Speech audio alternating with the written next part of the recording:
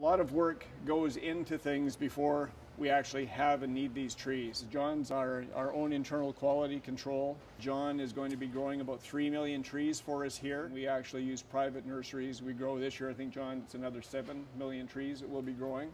Our average year is usually about 8 million. We actually have to plan a number of years ahead of time because it's very selective as to what species we're going to be growing. And then the seed, what areas it goes to, what elevational bands, what ecosystems.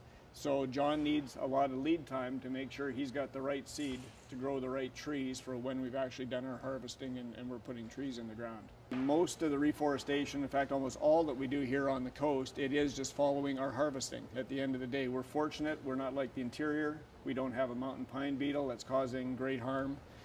We don't have endemic wildfire. We don't have large areas that really on the coast we're dealing with. We harvest and then we want to get another forest going as soon as possible. When you look at the forest we're growing, we'll harvest these new forests in anywhere from about 50 to maybe 140 years.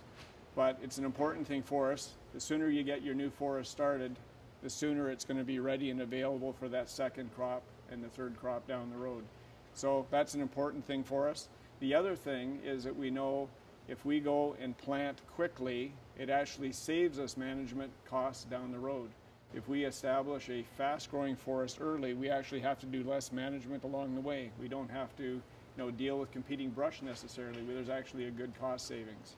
The trees that we're planting in the ground are actually selected. So we are going to have trees that are growing, our average is probably growing maybe 14% to 20% faster than if we were using trees from seed that hadn't been improved.